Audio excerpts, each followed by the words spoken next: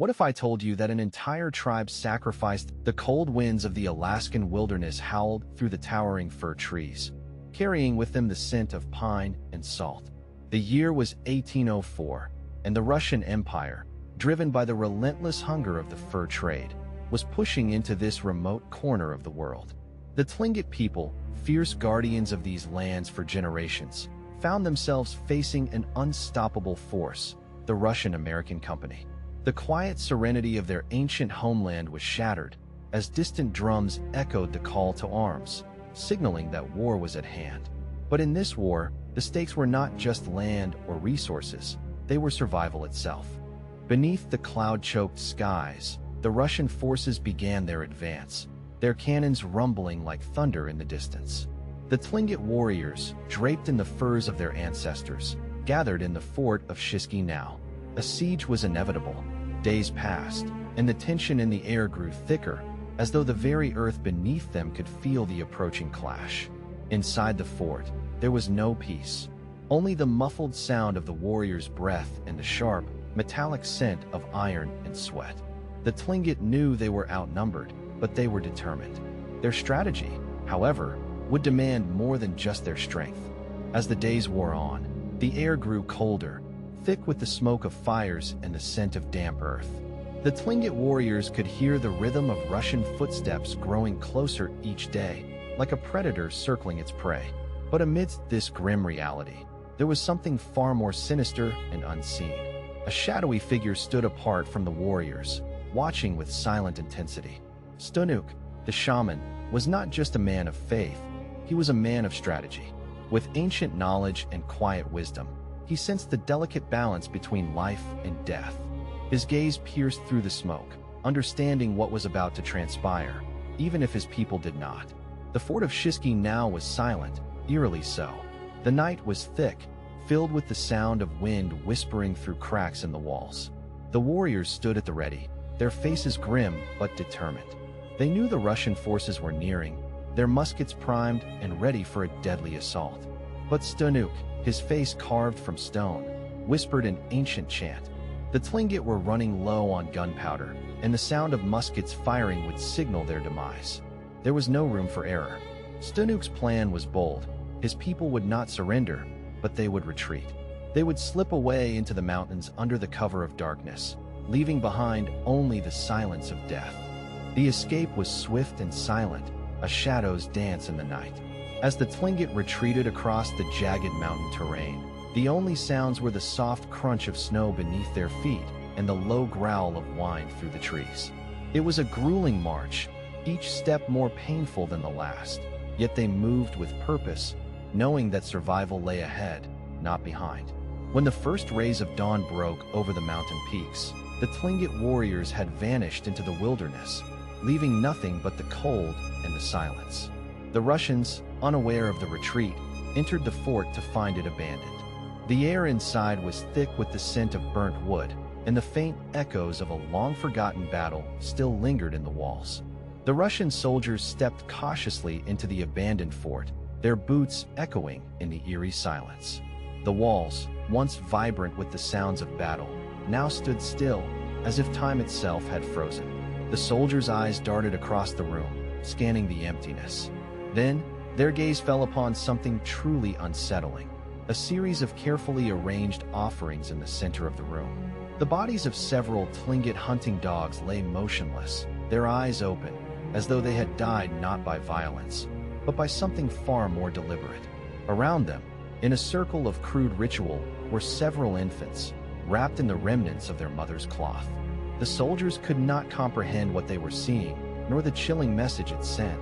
The Tlingit would rather sacrifice their own than fall under Russian rule. The Russian commander, Yuri Lizhinsky, stood at the threshold of the fort, his gaze fixed upon the grotesque scene before him. His mind raced with confusion and disbelief. The stench of death filled the air, mingling with the acrid smell of gunpowder and burning embers. His soldiers stood frozen, their faces pale beneath their fur-lined hoods. The Tlingit, though outnumbered and outgunned, had outwitted them. Lizhinsky, a seasoned officer, knew something profound had just unfolded here, a defiance unlike any he had encountered in his years of service.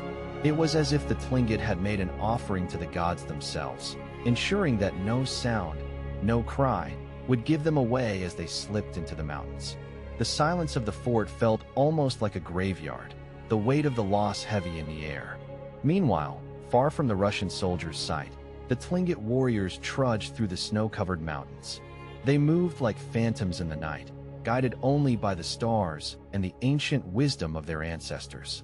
Stoonook led them, his face stoic and unmoving, though inside, his heart thundered with the weight of his people's sacrifice.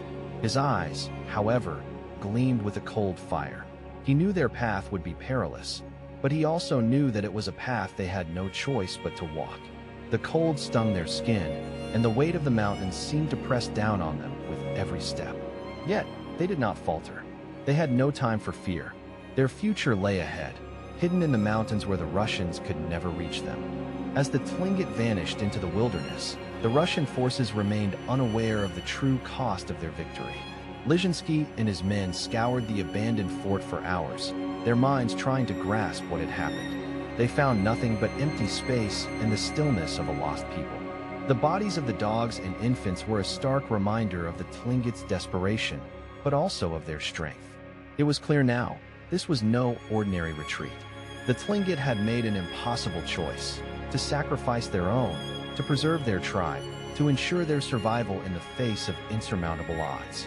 As Lizhinsky stood over the grisly scene, he felt a strange sense of awe mixed with unease. The Tlingit were not just fighting for land. They were fighting for something much more sacred, their very way of life. Back in the mountains, the Tlingit had begun to regroup. Their bodies were battered from the harsh trek, their clothes torn by the jagged rocks and the biting winds. Yet, there was a fire within them, a resolve to live, to preserve their identity and their heritage. As they huddled together in the cold, the mountain wind howling around them like a great beast, Stoonook gathered his people. His voice was soft but firm, carrying the weight of ages. He spoke of their ancestors, of the blood that had been spilled, of the sacrifices made for their survival. It was a time of mourning, but also of hope. The Tlingit had survived the Russians once, and they would continue to fight for their sovereignty, no matter the cost. And in the mountains, amidst the chill, they found a renewed strength, a bond that no empire could break. As the days passed, the Tlingit moved further into the unforgiving wilderness, their faces etched with exhaustion but their spirits unbroken. Stoonook's chants echoed through the snow-covered trees, a constant reminder of their heritage and the sacredness of their struggle. The wilderness, once a serene and nurturing land, now felt like an endless maze of cold and shadow. Yet, the Tlingit pressed on, driven not just by the need for survival, but by the weight of their ancestors' blood that flowed through their veins. The Russian threat was still a shadow looming over them, but for the first time, they were free of the immediate danger of the fort. Their lives were no longer defined by the siege, but by the quiet resilience that kept them moving forward, step by painful step, through the harsh landscape. Despite their tactical success, the Tlingit knew that their freedom was fragile, and their escape was but a temporary reprieve. The Russians would not forget the humiliation they had suffered. Stoonook, ever watchful, understood that the Russians would soon regroup. Their eyes turned to the wilderness with renewed determination. The Tlingit needed to find a safe haven, a place where they could heal, regroup, and prepare for what was to come. But in the back of his mind, Stoonook carried an even deeper knowledge. The Russian Empire was relentless, and this battle was just the beginning of a much larger war. Yet, despite the dark, foreboding thoughts that clouded his mind, there was a glimmer of hope in his heart. The hope that the Tlingit people, though broken and battered, would always find a way to survive. Back at the Russian camp, Lizhinsky and his officers tried to make sense of the Tlingit's actions. The reports they received painted a picture of a people who would not bend, no matter the cost. The infant bodies, the sacrificed hunting dogs, they were not simply symbols of defiance, but an act of desperation, of people who were willing to do whatever it took to survive. Lizhinsky, a man hardened by years of conflict, found himself haunted by the images of those sacrificed infants.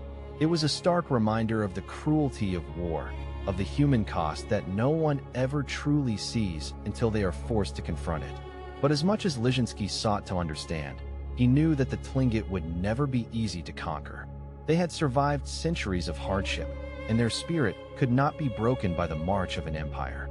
In the months that followed, the Tlingit slowly began to rebuild, though their lives would never be the same.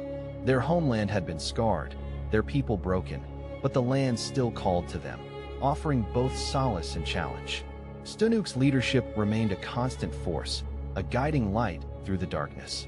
He spoke of the future, of a time when the Tlingit would rise again, not as mere survivors, but as sovereign people, proud and strong. His words resonated in the hearts of those who had followed him across the mountains, and slowly, the Tlingit rebuilt their lives, not in fear, but in defiance. Though they had been pushed to the brink, their spirits were unyielding, and in their hearts burned the knowledge that the Tlingit would never be erased, no matter the cost. They were a people born of the land, and it was to this land they would return, stronger than ever.